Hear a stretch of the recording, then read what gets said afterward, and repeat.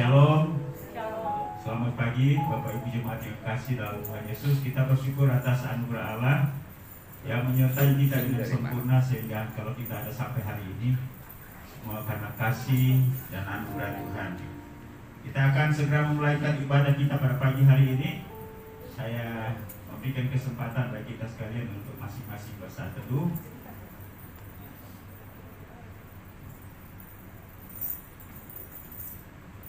Firman Tuhan dalam Mazmur nomor 150 ayat 1 sampai dengan ayat yang ke-6 berkata, haleluya, pujilah Allah dalam tempat kudusnya, pujilah Dia dalam cakrawalanya yang kuat, pujilah Dia karena segala keperkasaannya, pujilah Dia sesuai dengan kebesarannya yang hebat, pujilah Dia dengan tiupan sangkakala, pujilah Dia dengan gambus dan kecapi, pujilah Dia dengan rebana dan tari-tarian, pujilah Dia dengan perban kecapi dan seruling, pujilah Dia dengan cerajap yang berhenti, pujilah Dia dengan cerajap yang berdentang.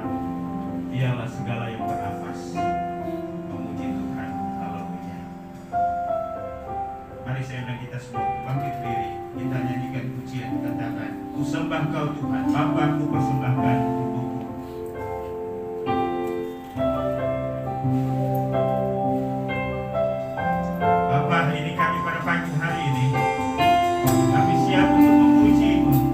Untuk menyembahmu, kami percaya kehadiranmu di tengah-tengah kami. Roh Kudus yang kami lambati, kami serahkan kami puji dan menyembah.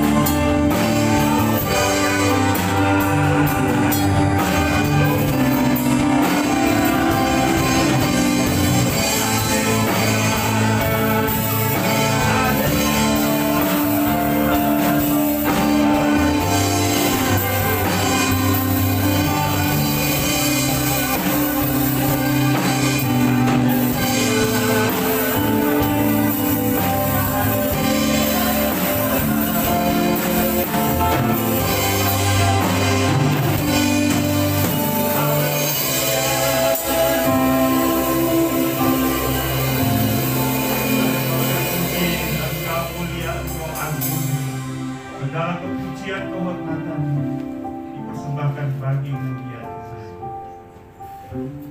Terima kasih.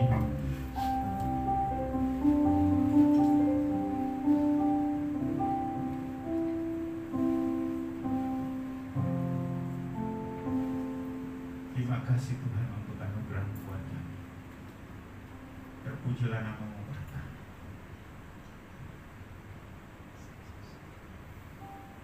Ibadah kami pada pagi hari ini dari awal pertengahan hingga selesainya ya Tuhan, kami persembahkan kelantangan kemahakuasaan. Ialah jadi untuk kehormatan Bapa, Anak dan Roh Kudus. Dan dalam nama Yesus Tuhan dan Juru Selamat kami buka ibadah kami pada pagi hari ini. Haleluya. Sama-sama kita katakan amin.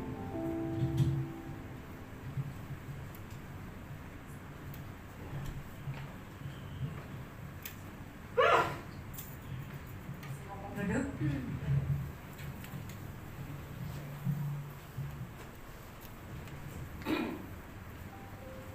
Hari ini tanggal 14 Februari. Bukan kata orang ya, dunia merayakan sebagai hari kasih sayang.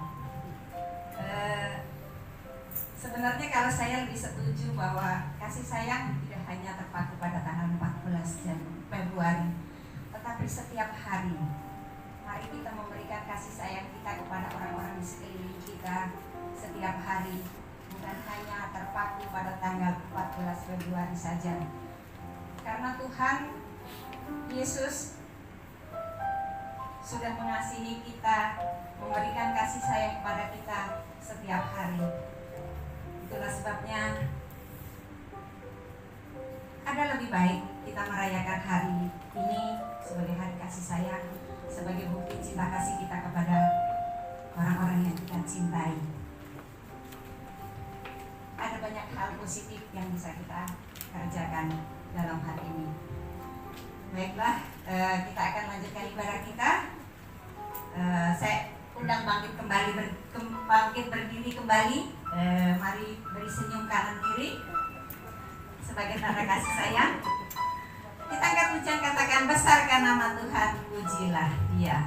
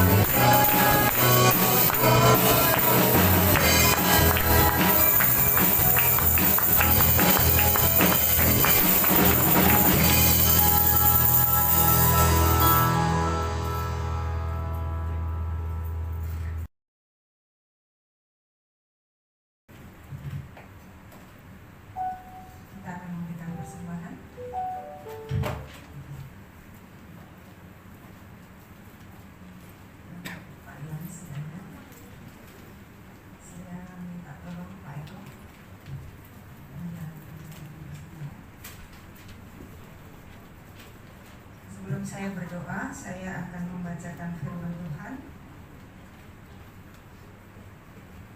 Di dalam Mazmur 3 ayat 9 dan 10, muliakanlah Tuhan dengan hartamu dan dengan hasil pertama dari segala penghasilanmu, maka lumbung-lumbungmu akan diisi penuh sampai berkelimpahan, dan bejana pemerahanmu akan meluap dengan air buah anggurnya. Kita akan berdoa bersama-sama. Allah Bapa yang bertata di dalam kerajaan surga, sungguh kami mengucap syukur terima kasih atas segala yang Tuhan kerjakan dalam kehidupan kami.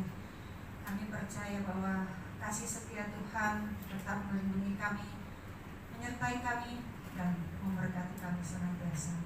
Terima kasih untuk hari ini, memberikan kesehatan kekuatan kepada kami. Kami rindu memberi sebagian dari apa yang Tuhan sudah berikan kepada kami. Tuhan, biarlah pemberian kami, persembahan kami ini menjadi dupa yang harum di hadapan-Mu.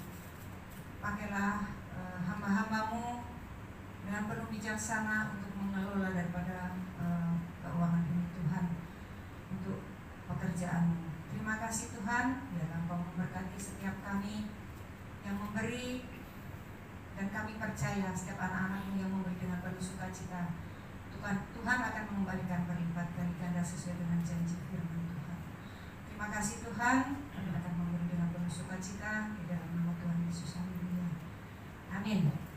Kita angkat ujian di dalam buku Kemenangan Iman nomor 266, Tuhanlah pelindungmu.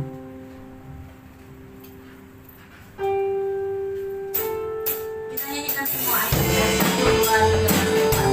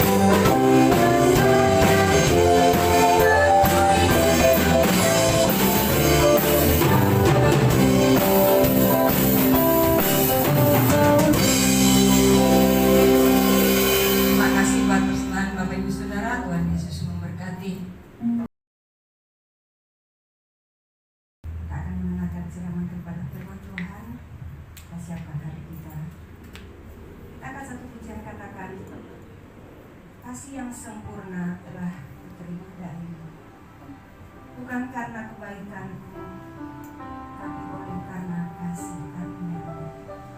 Katakan Bapa yang terbaik.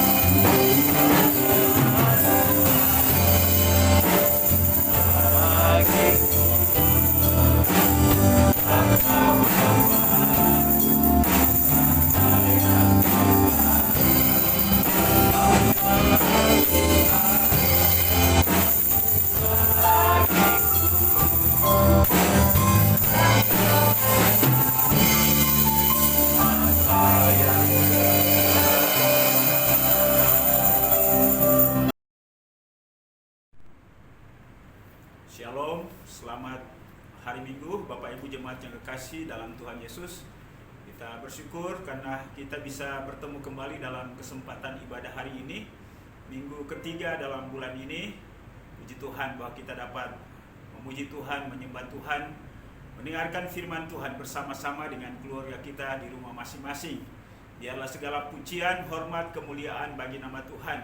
Sukacita dapat bertemu kembali pada hari ini, dan kita akan melanjutkan materi pelajaran firman Tuhan pada hari ini. Dan sebelum kita membaca dan merenungkan bersama-sama, mari saya ajak kita sekalian untuk berdoa. Kita minta pimpinan Tuhan supaya dapat menerangi hati pikiran kita, agar firman Tuhan yang kita pelajari hari ini kita bisa memahami, mengerti, kita dapat melakukannya di dalam kehidupan kita setiap hari. Mari kita berdoa. Bapa di sorga, kami bersyukur dan berterima kasih untuk kesempatan hari ini, di mana kami dapat beribadah bersama-sama di rumah kami masing-masing, juga melalui virtual ini kami dapat dipersatukan dalam kesempatan ibadah ini. Kami sudah memuji nama Tuhan melalui lagu-lagu kami menyembah-Mu. Kami juga telah memberikan persembahan kami kepadamu. Dan saat ini kami akan membaca, merenungkan dan belajar firman-Mu. Karena itu kami mohon biarlah Tuhan bicara kepada setiap kami, supaya firman Tuhan ini dapat kami pahami, kami mengerti, dan kami dimampukan untuk melakukannya dalam kehidupan kami setiap hari. Berkati dan urapi hamba-Mu yang Tuhan telah asingkan untuk berbicara pada hari ini. Biarlah oleh kasih karunia Allah, oleh Roh Kudus-Mu dapat berbicara, dan apa yang dinyatakan melalui firman-Mu ini dapat kami terima dengan benar. Terima kasih, terpujilah nama-Mu ya Tuhan. Inilah doa kami, di dalam nama Tuhan Yesus kami berdoa dan mengucap syukur. Haleluya. Amin. Nah, Bapak Ibu dan Saudara yang kekasih dalam Yesus Kristus, materi firman Tuhan yang menjadi pembelajaran kita hari ini adalah materi yang kita pelajari dalam sepanjang bulan ini dengan tema menjadi sahabat karib Tuhan. Firman Tuhan yang kita baca yaitu dalam Injil Yohanes pasal 11 ayat 1 sampai dengan ayat yang ke-40. Namun kita hanya membacanya dari ayat 1 sampai dengan ayat yang ke-11 saja. Demikianlah bunyi firman Tuhan. Ada seorang yang sedang sakit, namanya Lazarus. Ia tinggal di Betania, kampung Maria dan adiknya Marta. Maria ialah perempuan yang pernah meminyaki kaki Tuhan dengan minyak mur dan menyekannya dengan rambutnya. Dan Lazarus yang sakit itu adalah saudaranya. Kedua perempuan itu mengirim kabar kepada Yesus, "Tuhan, dia yang engkau kasihi sakit." Ketika Yesus mendengar kabar itu, ia berkata, "Penyakit itu tidak akan membawa kematian, tetapi akan menyatakan kemuliaan Allah. Sebab oleh penyakit itu, anak Allah akan dimuliakan." Yesus memang mengasihi Marta dan kakaknya dan Lazarus. Namun setelah didengarnya bahwa Lazarus sakit, ia sengaja tinggal 2 hari lagi di tempat di mana ia berada. Tetapi sudah itu ia berkata kepada murid-muridnya, "Mari kita kembali lagi ke Yudea." Murid-murid itu berkata kepadanya, "Rabi, baru-baru ini orang-orang Yahudi mencoba melempari engkau. Maukah engkau kembali ke sana?" Jawab Yesus, "Bukankah ada 12 jam dalam satu hari? Siapa yang berjalan pada siang hari, kakinya tidak terantuk, karena ia melihat terang dunia ini. Tetapi jikalau seorang berjalan pada malam hari, kakinya terantuk karena terang tidak ada di dalam dirinya." Demikianlah perkataannya. Dan sudah itu ia berkata kepada mereka, "Lazarus, saudara kita telah tertidur. Tetapi aku pergi ke sana untuk membangunkan dia dari tidurnya." Bagian firman Tuhan ini seharusnya sampai dengan ayat yang ke-40. Namun kita hanya membacanya sampai dengan ayat yang ke-11. Tapi dalam merenungkannya, mempelajarinya bersama, kita akan sampai pada ayat yang ke-44. Nah, Bapak Ibu dan Saudara, menjadi sahabat karib Tuhan. Pada 2 minggu yang lalu, kita sudah belajar tentang mengapa kita dapat menjadi sahabat karib Tuhan. Dan bagaimana kita menjadi sahabat karib Tuhan. Sekali lagi, bahwa menjadi sahabat Tuhan adalah merupakan anugerah dan kasih karunia Tuhan bagi setiap kita. Karena hanya oleh anugerahnya lah Ia yang telah menginisiasi dan mengambil langkah untuk mendekati kita, sehingga kita dapat menjadi sahabatnya. Dan oleh karena pengorbanan Kristus di atas kayu salib, dan oleh iman kita akan korban kayu salib itu, maka membuka jalan, membuka peluang bagi setiap kita untuk menghampirinya. Bahkan ia menyebut kita sebagai sahabat. Bagaimana kita menjadi sahabat karib Tuhan? 2 minggu lalu kita sudah belajar tentang 2 hal tentang bagaimana kita menjadi sahabat karib Tuhan. Yaitu yang pertama, mengasihinya dan menaati firman-Nya. Ketika kita melakukan firman-Nya, maka ia menempatkan kita sebagai sahabat. Kemudian yang kedua, dengan membangun hubungan, komunikasi atau percakapan yang intens, baik melalui doa-doa secara khusus maupun juga percakapan-percakapan kita secara singkat dengan Dia, dalam keadaan apa saja, di mana saja, atau situasi apa saja yang kita hadapi di dalam kehidupan ini. Sedangkan minggu lalu kita sudah belajar tentang bagaimana Yesus menempatkan dirinya, atau bagaimana sikap Yesus terhadap sahabat-sahabatnya. Khotbah kita pada hari ini adalah merupakan kelanjutan daripada khotbah yang lalu, yaitu bagaimana Yesus menempatkan dirinya, atau bagaimana sikap Yesus terhadap sahabat-sahabatnya. Hal yang pertama yang sudah kita pelajari dalam minggu yang lalu, bahwa sebagai sahabat, Yesus menempatkan dirinya sebagai sahabat yang penuh kasih, atau Yesus mengasihi sahabat-sahabatnya. Bapak Ibu dan Saudara, itulah fakta yang diungkapkan oleh Marta dan Maria ketika mereka memberitahukan mengenai kabar Lazarus yang sedang sakit.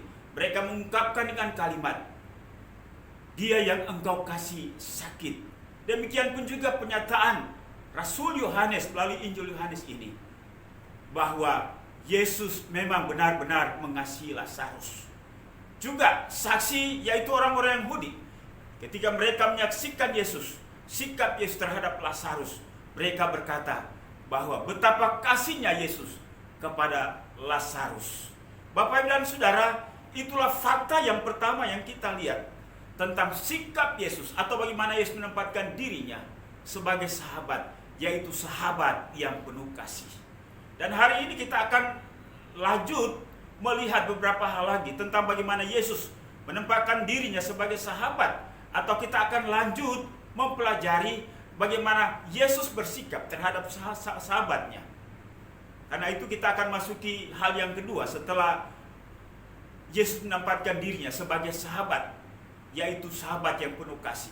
Yang kedua, Yesus adalah sahabat yang peduli, atau Yesus memiliki kepedulian yang sangat tinggi.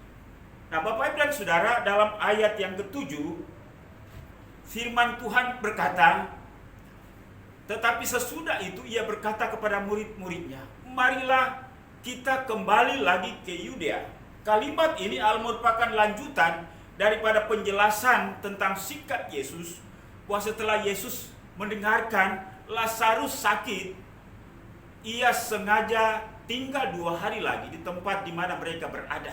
Tetapi setelah itu, ia kembali mengajak murid-muridnya untuk kembali ke sana dengan berkata, "Marilah kita kembali lagi ke Yudea." Artinya ialah bahwa sekalipun Yesus sengaja tinggal 2 hari di tempat di mana mereka ada, itu tidak berarti bahwa ia tidak peduli dengan Lazarus. Ia sungguh-sungguh peduli dengan Lazarus.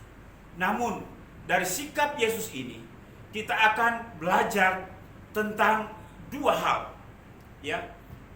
Yang menjadi pertanyaan bagi kita adalah, untuk apa dia mengajak murid-muridnya kembali ke Yudea?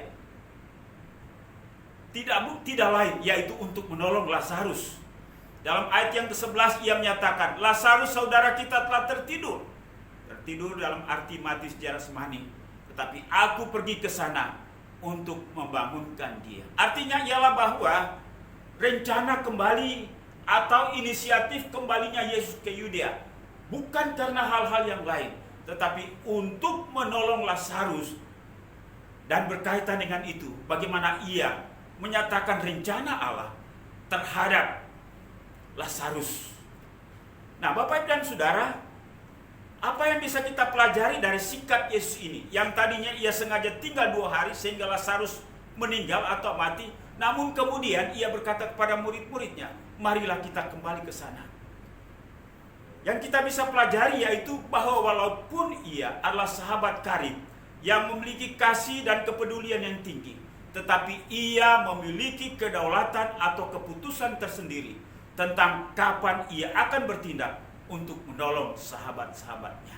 Kita bisa temukan itu pada sikap Yesus tadi. Ia sengaja tinggal, namun kemudian ia berkata, mari kita kembali ke Yudea. Bapak Ibu, yang bisa kita pelajari, yang pertama, pada waktu Marta dan Maria memberitahu Yesus bahwa Lazarus yang dikasih oleh Yesus sakit, yang dinyatakan dalam ayat yang ke-6, kemudian Yesus berkata, namun setelah dengarnya bahwa Lazarus sakit, ia sengaja tinggal 2 hari di tempat di mana dia berada bersama-sama dengan murid-muridnya. Nah, saya percaya bahwa Marta dan Maria ketika menyampaikan berita bahwa Lazarus sakit kepada Yesus, mereka memiliki harapan yang besar bahwa segera Yesus bertindak, artinya kembali ataupun melakukan tindakan lain supaya bagaimana Lazarus pada akhirnya sembuh dari sakitnya. Tetapi di luar dugaan bahwa Yesus sengaja tinggal 2 hari lagi sehingga mengakibatkan Lazarus meninggal.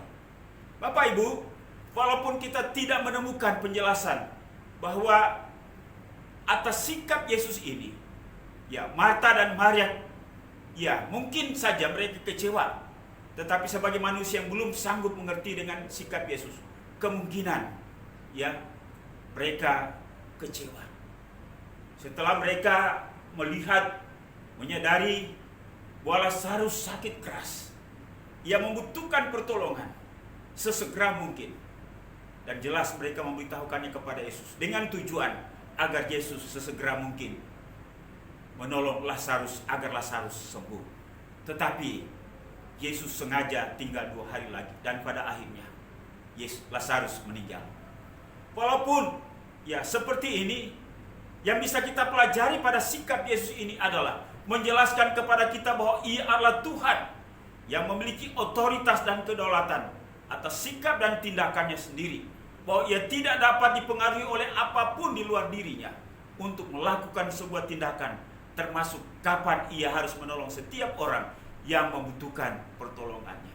Artinya ialah bahwa karena dia adalah Tuhan, maka ia tidak dapat dipengaruhi oleh apapun.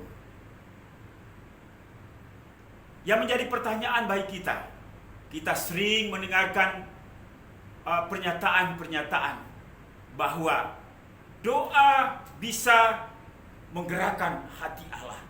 Atau dengan kata lain, bahwa doa bisa memengaruhi hati Tuhan.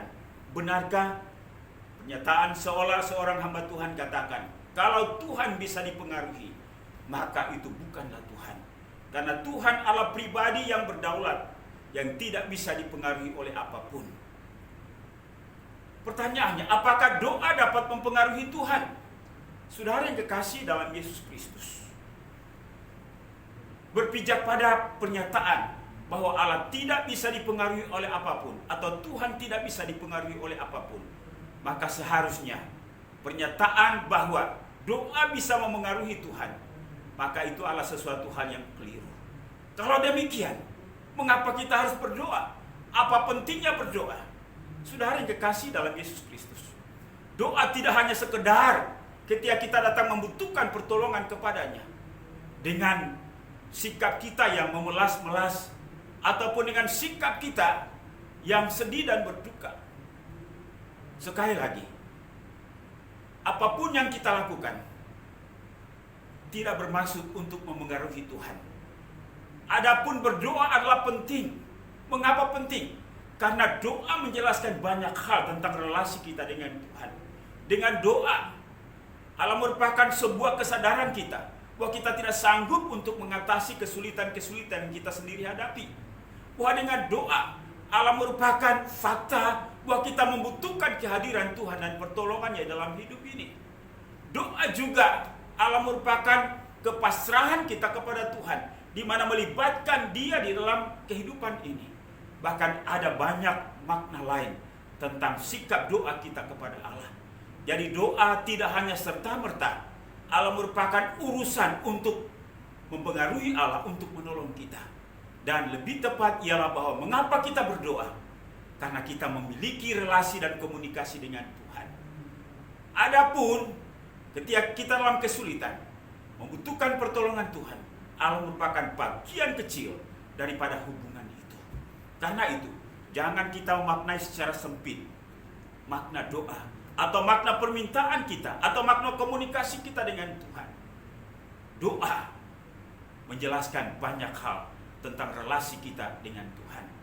Doa juga menyatakan iman kita kepadanya.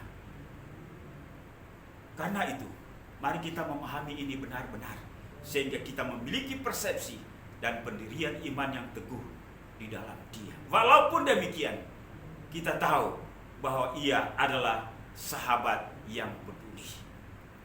Sekalipun kita tidak dapat mempengaruhi Tuhan dalam hal kapan Ia akan bertindak, tetapi yakinlah bahwa Dia adalah sahabat kita yang sangat peduli.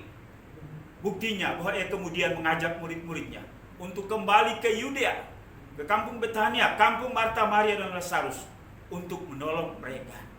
Bapak Ibu dan Saudara, yang menjadi pertanyaan kita adalah, sebesar apa kepedulian Yesus terhadap Lazarus sebagai sahabat yang memiliki kepedulian, atau sebagai seorang sahabat yang peduli? Mari kita melihat bagian firman Tuhan yang kita baca tadi. Ayat yang ke-7, bagaimana Yesus berinisiatif dan memberitahukan kepada murid-muridnya bahwa mereka akan segera kembali ke Yudea. Tetapi sudah itu Ia berkata kepada murid-muridnya, mari kita kembali lagi ke Yudea. Murid-murid itu berkata kepadanya, Rabi, baru-baru ini orang-orang Yahudi mencoba melempari engkau. Masih maukah kamu kembali ke sana? Saudara, ketika Yesus mengatakan, mari kita kembali ke Yudea, murid-muridnya berkata kepadanya, Rabi, baru-baru ini orang-orang Yahudi mencoba melempari engkau. Rupanya ada pengalaman Yesus bersama dengan murid-muridnya, pengalaman yang buruk, pengalaman yang berbahaya. Ya, ketika mereka masih pernah melewati atau berada di dekat itu, mereka dilempari dengan batu oleh orang-orang. Karena itu ini merupakan bahaya. Dan murid-murid mengingatkan Yesus. Ya, kalau boleh saya menyatakan dengan kalimat lain, bahwa guru, janganlah kita kembali ke sana sebab bahaya. Apakah guru tidak mengingat bahwa baru-baru ada orang yang mencoba untuk melempari engkau dengan batu? Kalau kita kembali ke sana, maka pasti ada masalah, ada bahaya. Saudara, tapi Yesus seolah-olah tidak mempedulikan perkataan daripada murid-muridnya. Mengapa? Ya, ini artinya ialah bahwa walaupun ada bahaya yang mengancam, Yesus tetap memiliki komitmen yang tinggi dalam upaya untuk menolong sahabat-sahabatnya. Dan atas sikap Yesus dan situasi yang berbahaya itu, maka ketika Yesus berkata, mari kita segera pergi kepadanya, dalam ayat yang ke-15. Salah seorang murid Yesus, yaitu Thomas, karena mengingat adanya bahaya, maka Thomas berkata kepada murid-murid yang lain, mari kita pergi juga untuk mati bersama-sama dengan Dia. Itu dinyatakan ayat yang ke-16. Mengapa Thomas menyampaikan ini? Karena melihat adanya bahaya, ancaman terhadap Yesus, dan ancaman juga terhadap murid-murid Yesus. Thomas melihat bahaya ketika mereka hendak kembali ke tempat Marta, Maria, dan Lazarus. Namun, bagaimana ketika kita melihat sikap Yesus? Apakah Yesus undur ketika ia mendengar penjelasan dari murid-muridnya tentang bahaya yang akan dihadapinya? Sama sekali tidak. Karena Dia adalah sahabat yang sangat peduli. Maka tidak ada situasi, keadaan, atau bahaya apapun yang dapat mengurungkan niatnya ketika Ia akan menolong sahabat-sahabatnya. Ketika Ia akan menolong kita, artinya ialah bahwa tidak ada hambatan yang berarti yang dihadapinya. Bahkan maut sekalipun Ia akan menghadapinya.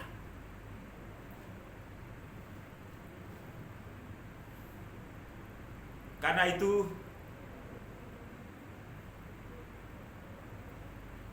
kita bisa melihat dalam pernyataannya dalam Yohanes pasal 15 ayat 13. Yesus berkata, tidak ada kasih yang lebih besar daripada kasih seorang yang memberikan nyawanya untuk sahabat-sahabatnya.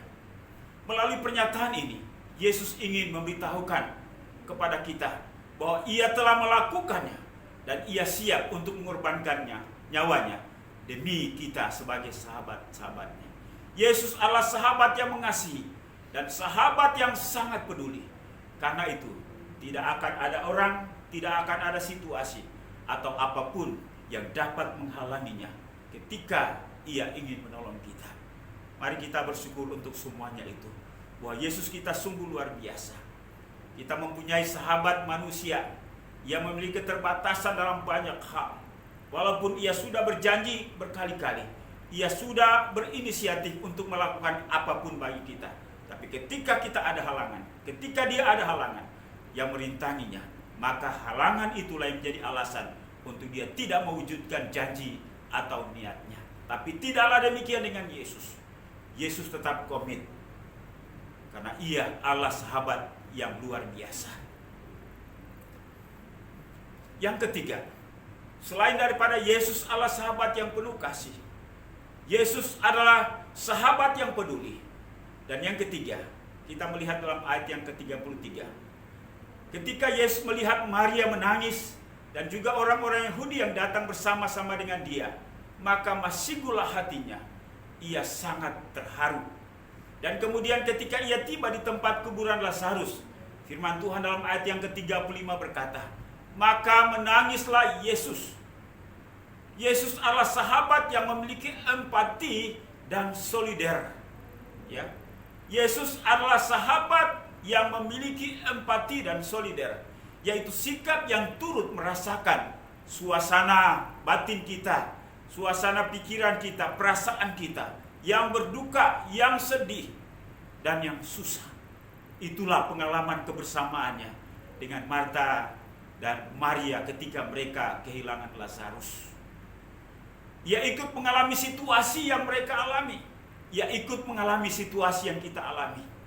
Mengapa? Karena sikap ini muncul oleh karena begitu dekat, begitu kuat, dan begitu rekatnya hubungan yang ia bangun terhadap setiap sahabat-sahabatnya, terhadap setiap kita.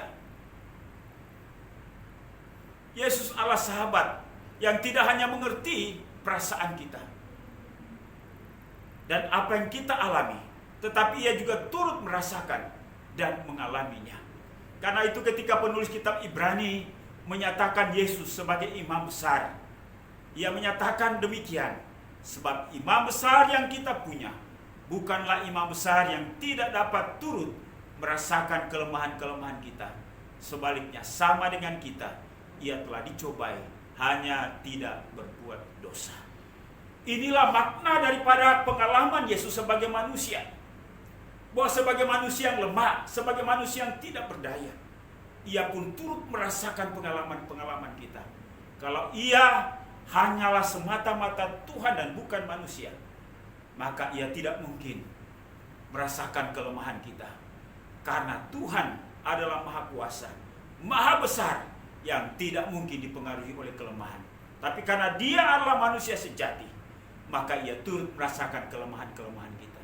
Karena itu kita memahami dua hakikat Yesus, yaitu Yesus sebagai manusia sejati dan Yesus sebagai Allah yang sejati. Saudara, inilah hal yang unik yang ada pada diri Yesus. Hal yang sangat luar biasa yang tidak dapat dipahami dan dimengerti oleh dunia ini. Dalam kapasitasnya sebagai manusia, dalam hakikatnya sebagai manusia, ia turut merasakan segala pergumulan-pergumulan kita, segala kelemahan dan ketidakberdayaan kita terhadap situasi yang kita hadapi dalam hidup ini. Termasuk juga pada waktu Marta dan Maria. Yesus merasakan kesedihan yang mendalam.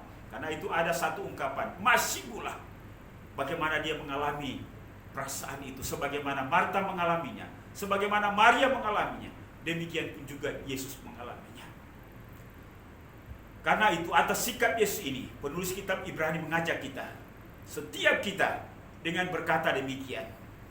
Sebab itu marilah kita penuh dengan keberanian menghampiri tahta kasih karunia, supaya kita menerima rahmat dan menemukan kasih karunia untuk mendapatkan pertolongan kita pada waktunya.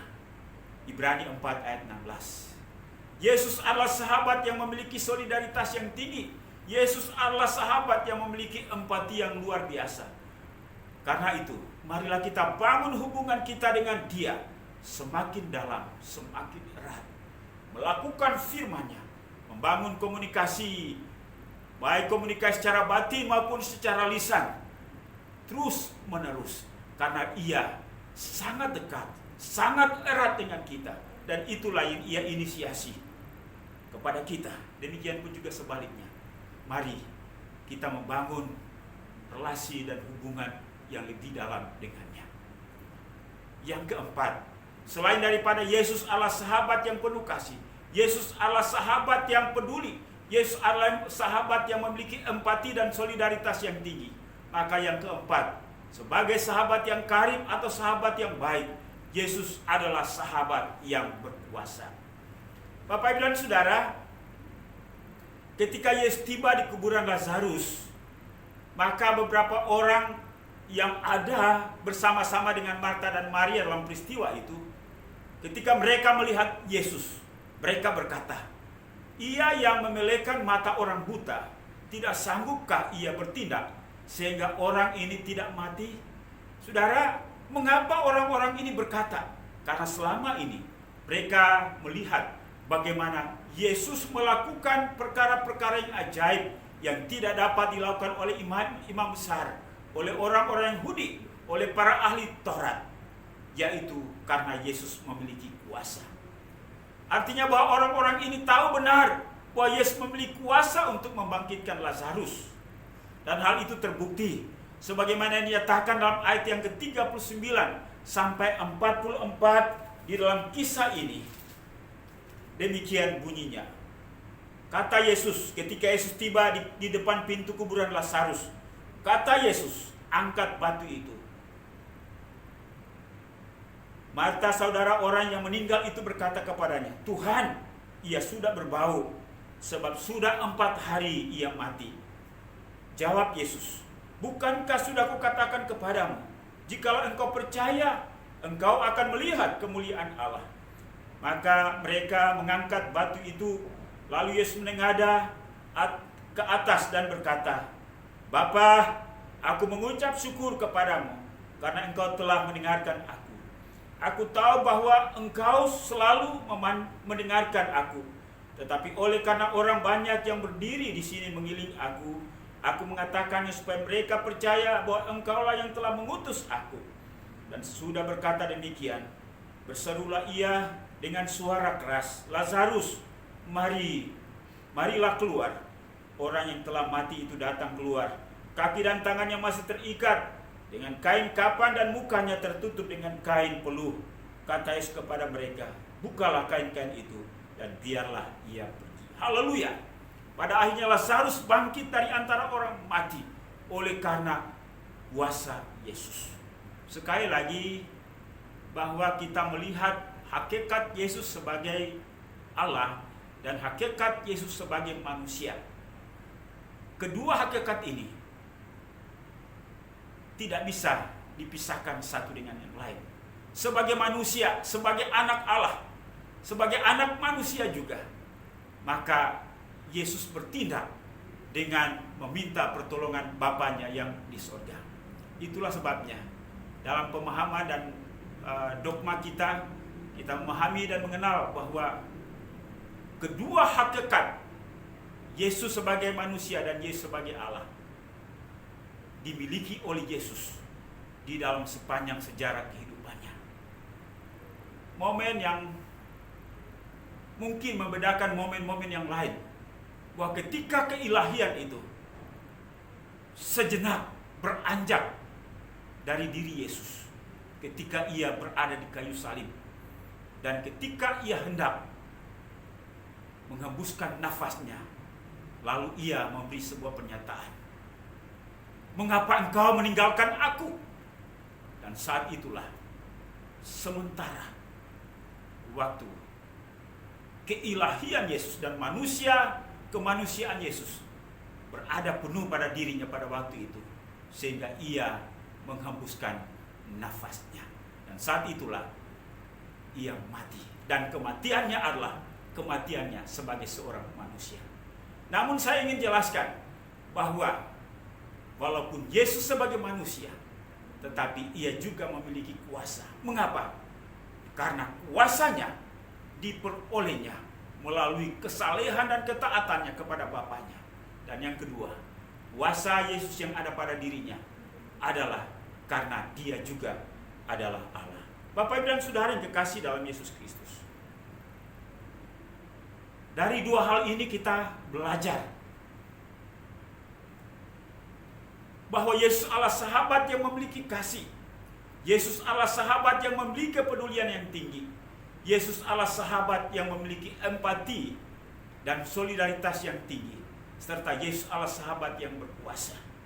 Karena itu, mari kita bangun hubungan yang lebih dalam dengannya. Dan marilah kita belajar kepadanya bagaimana menjadi sahabat yang benar dan sejati. Setelah kita belajar tentang bagaimana Yesus menempatkan dirinya sebagai seorang sahabat, atau setelah kita belajar bagaimana Yesus bersikap terhadap sahabatnya, pertanyaan yang ditujukan kepada diri kita masing-masing. Seperti apa kita menempatkan diri kita sebagai sahabat karib Tuhan? Apakah sebagaimana ia telah menjadikan dirinya sebagai sahabat karib kita? Sungguhkah, benarkah kita juga menjadikan diri kita sebagai sahabat yang karib bagi Yesus? Itu kita akan wujud nyatakan. Kita akan memperlihatkan di dalam pengalaman kehidupan kita setiap hari seumur hidup kita. Namun, nasihat firman Tuhan bagi setiap kita adalah, mari jadilah sahabat karib Tuhan yang setia kepada Tuhan dalam keadaan apapun, dalam situasi apapun. Sebagaimana ia telah menjadikan dirinya sebagai sahabat kita. Walaupun situasi sulit, tapi ia telah membuktikan pertolongannya, kesetiaannya kepada kita dalam situasi apapun. Mari kita berdoa supaya Tuhan menolong kita, agar kita dapat menjadi sahabat karib Tuhan yang benar, sehingga nama Tuhan dimuliakan. Mari kita berdoa. Bapa di sorga, kami bersyukur dan berterima kasih untuk hari ini. Kami dapat belajar tentang bagaimana seharusnya kami menjadi sahabat karib Tuhan. Sebab kami telah belajar bagaimana Tuhan, bagaimana Yesus telah menempatkan dirinya sebagai sahabat yang luar biasa. Ia adalah sahabat yang memiliki kasih. Ia adalah sahabat yang memiliki kepedulian yang tinggi. Ia adalah sahabat yang memiliki empati dan solidaritas yang tinggi terhadap kami manusia sebagai sahabat-sahabatnya. Lebih lagi kepada kami sebagai umat yang percaya bahwa dia juga adalah sahabat yang berkuasa. Ada beberapa hal yang kami pelajari dari sikap Yesus ini. Yaitu yang pertama, bahwa ia memiliki kesetiaan yang sungguh luar biasa terhadap kami. Dan yang kedua, kami juga harus belajar bagaimana kami harus menjadi sahabat bagi Tuhan dan juga bagi sesama kami. Kalau selama ini kami lebih berfokus kepada diri kami sendiri, kepentingan kami, mau kami, ego kami. Tapi hari ini kami melihat sosok sahabat yang sejati, sosok sahabat yang luar biasa. Karena itu tolong kami Bapa, ajar kami, bicara kepada kami dalam hati kami. Biarlah firman-Mu hari ini termeteraikan dalam batin kami, menjadi perenungan kami, menjadi acuan dalam kami belajar bagaimana menjadi seorang sahabat. Terima kasih Tuhan, berkati seluruh jemaat Marturia di dalam pertumbuhan iman rohani kami, baik bapak-bapak, ibu-ibu, pemuda, remaja, sampai kepada anak-anak. Tuhan Yesus tolong kami, supaya kami boleh mengalami pertumbuhan secara kualitas, bagaimana iman rohani kami semakin bertumbuh dalam firman-Mu. Demikian pun juga Bapa, kami ingini pertumbuhan secara jumlah bagi jemaat di tempat ini. Karena itu ajar kami untuk bersaksi, mengajak orang lain untuk percaya kepada Yesus. Bapa di sorga, kami berdoa untuk kehidupan rumah tangga, hubungan sebagai suami, istri, anak, orang tua, adik kakak, bahkan dengan siapapun. Mampukan kami untuk bersikap menghasilkan firman-Mu dalam sikap kami, sehingga kami dapat menjadi saksi bagi orang lain. Kami juga mau berdoa untuk persekutuan-persekutuan kami sebagai jemaat-Mu, kerinduan kami supaya minggu depan ini kami dapat beribadah secara onsite, agar kami dapat bersukacita bersama-sama. Kami mau berdoa Bapa untuk jemaat-Mu dalam kesehatan mereka. Terima kasih bahwa Tuhan sudah menyembuhkan jemaat Tuhan yang sakit, yang lemah, baik kami yang ada di tempat ini maupun anggota-anggota keluarga kami, orang tua kami di tempat di mana mereka berada. Kami berdoa kiranya Tuhan terus menjaga kesehatan jemaat Tuhan. Kami mau berdoa Bapa untuk usaha dan pekerjaan mereka. Tuhan Yesus, Engkau memberkati apa yang mereka kerjakan sehingga mendatangkan hasil ekonomi, baik mereka yang bekerja pada usaha atau perusahaan sendiri maupun mereka yang bekerja pada perusahaan orang lain. Tuhan Yesus, Engkau memberkati. Bapa di surga, kami juga mau berdoa Tuhan untuk anak-anak kami yang bersekolah. Kami mohon hikmat, akal budi, kemampuan dan kesanggupan untuk belajar sehingga mereka berhasil naik kelas, lulus, mereka lanjut ke jenjang pendidikan yang lebih tinggi, mereka selesai tepat pada waktunya. Tuhan juga memberikan pekerjaan sesuai dengan profesi mereka. Bapa di surga, kami juga berdoa untuk anak-anak kami anak-anak pemuda kami yang sudah tiba saatnya untuk menikah. Mohon biarlah Tuhan tolong mereka agar mereka boleh menemukan teman hidup yang seiman sepadan, yang akan mendampingi mereka dalam menjalani kehidupan mereka ke depan. Terima kasih Bapa. Kami juga berdoa untuk seluruh jemaat yang punya pergumulan secara khusus, walaupun kami tidak menyebutnya satu persatu, tapi kami tahu bahwa Allah kami, Roh Kudus, memahami, mengerti, mengetahui secara dalam persoalan-persoalan apa yang dihadapi oleh jemaat-Mu. Karena itu ketika mereka mengangkat tangan kepada Tuhan, mohon ulurkan tangan-Mu Bapa untuk menolong mereka. Bapa di surga, hari ini juga kami mengucap syukur bersama-sama dengan anak-anak kami, kekasih-kekasih kami yang berulang tahun dalam minggu ini. Kami mengucap syukur bersama dengan anak kami Gisel, anak daripada Pak Thomas dan Ibu Novi. Terima kasih untuk kehadiran anak-anak ini di tengah keluarga. Tuhan memberkati dia dengan umur yang panjang. Tuhan siapkan masa depan yang penuh harapan. Demikian pun juga Pak Thomas dan Ibu Novi, memberkati mereka sebagai orang tua agar mengarahkan anak-anak ini untuk hidup takut akan Tuhan. Berkati masa depan daripada Gisel dan juga keluarga Pak Thomas. Kami juga mengucap syukur bersama dengan Tasya dan Ibu Wulan yang Tuhan sudah tambahkan usia setahun lagi dalam bulan ini. Berkati Tasya, biarlah Tuhan menyertai dia sepanjang umur hidupnya. Tuhan jadikan dia menjadi pribadi yang takut akan Tuhan. Siapkan masa depan yang penuh harapan. Demikian pun juga dengan Ibu Wulan. Tuhan memberkati dengan umur panjang sehingga anak ibu ini sungguh hidup takut akan Tuhan. Keluarga Paradiman, Ibu Yuli, Tuhan memberkati mereka juga. Bapa di surga, kami mengucap syukur dan berterima kasih untuk proses tindakan medis yang dijalani oleh Pak Agus. Semua mendatangkan hasil yang baik. Tuhan Yesus tolong pemulihan sehingga Pak Agus boleh pulih sembuh dan nama Tuhan dipuji dan dipermuliakan.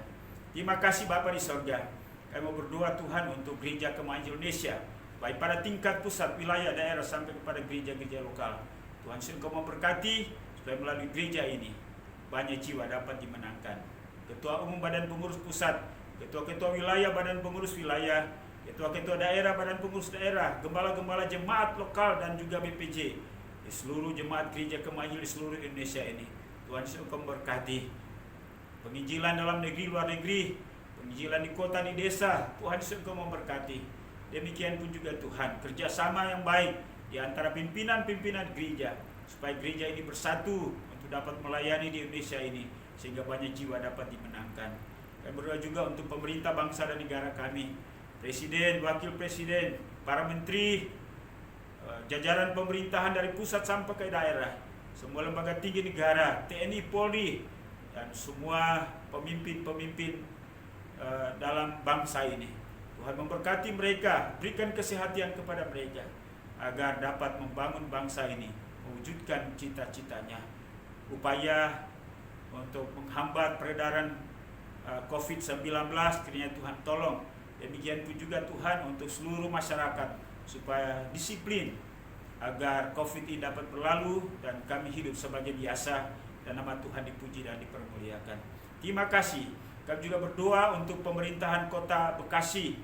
Kami berdoa untuk Bupati, Wali Kota, Wakil Wali Kota, Ketua DPRD dan DPR. Tuhan memberkati mereka. Demikian pun juga Kecamatan Medan Satria, Kelurahan Pejuang, dan RW RT di mana kami tinggal. Memberkati mereka juga, sehingga mereka melaksanakan kepemimpinan mereka dengan takut akan Tuhan dan menghasilkan kepemimpinan yang mendatangkan kemaslahatan bagi warga masyarakat. Kami juga mengucap syukur untuk berkat-berkat keuangan yang Tuhan berikan kepada jemaat-Mu, dan hari ini mereka sudah memberikannya kepadamu. Baik itu persembahan keuangan dalam bentuk persepuluhan, kolekte, ucapan syukur, janji iman. Tuhan, Engkau membalas dan Engkau memberkati sesuai dengan janji firman-Mu. Inilah doa kami Bapa. Kami bawa semuanya ini hanya dalam satu nama yang maha kuasa, yaitu Yesus Tuhan dan Juru Selamat kami. Haleluya. Bapak Ibu jemaat yang kekasih, kita akan mengusaikan ibadah kita pada hari ini. Karena itu arahkanlah hatimu hanya kepadanya. Apa yang telah disampaikan kepadamu pada hari ini, renungkanlah itu, hayatilah itu, lakukanlah itu dalam segenap kehidupanmu.